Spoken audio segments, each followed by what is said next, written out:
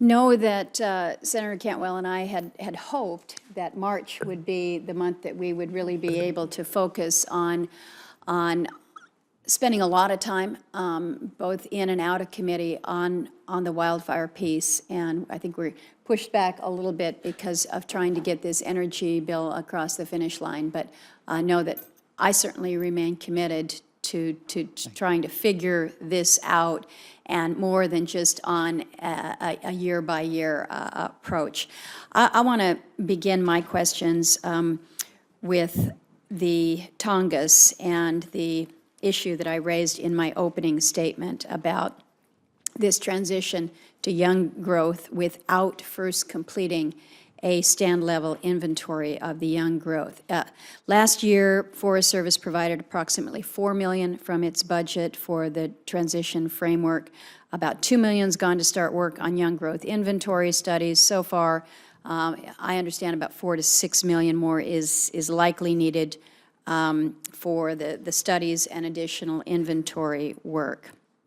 And the interesting thing is, both the timber industry and the environmental groups agree that this work is needed to basically prove this out. So can you give me information this morning in terms of how much funding you're proposing to spend to support young growth transition, where the money's coming from, because we just don't see it listed in the budget proposal, despite this being a Secretary-mandated initiative? Well, Madam Chair, the budget funding we'll be spending this year to be able to continue the stand-level inventory is just part of the funding that we've allocated to the region.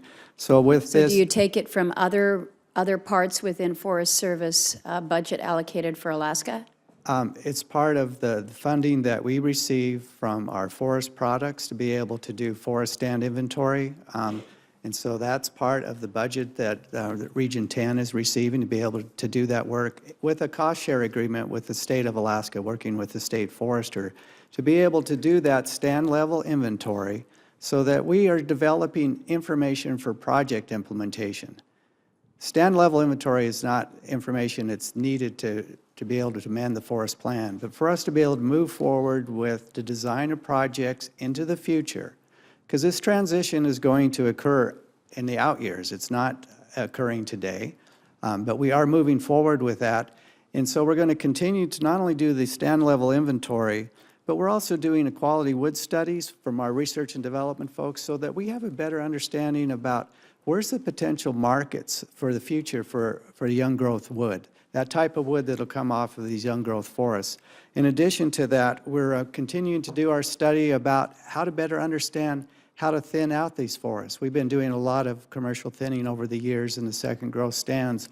And we've had a study that's been going on for 10 years, and we want to continue to do that so that we better understand how to manage these stands as we move forward. Let me ask then, because I am concerned that if you haven't specifically allocated within the budget funding for these inventory studies, you're just taking it out of the region's accounts, again, where we see things shortchanged. We had a conversation just last year about how the recreation funding within Alaska, within our region, had effectively been cut back dramatically when you put it side by side to what was going on within the rest of the country. We've asked that that be rectified, and that's another question that I have for you, because I can't tell that it has been.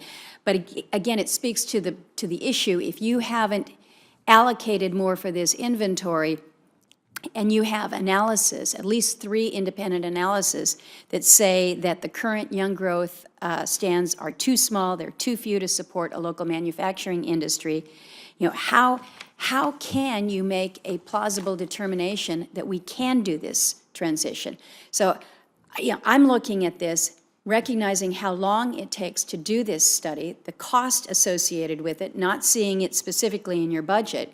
So the question this morning is whether or not the Forest Service will consider postponing this transition until we have a complete young growth inventory and a financial analysis that are completed in order to determine whether or not a transition is even feasible.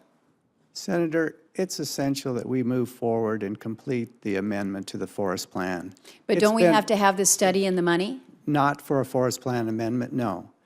It's been 2 So then decades. you have a forest plan amendment that isn't based on a strong, sound analysis and the science attached to it.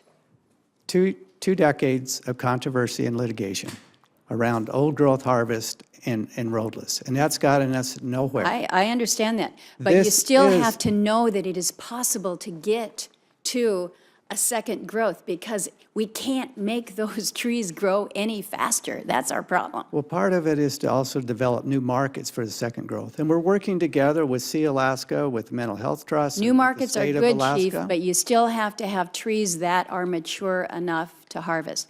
I'm going to try to be more respectful of everybody's 5 minutes, because last hearing, I was very generous with folks, and I'm going to try to keep to the 5 minutes so we can get to everyone's questions. I'm going to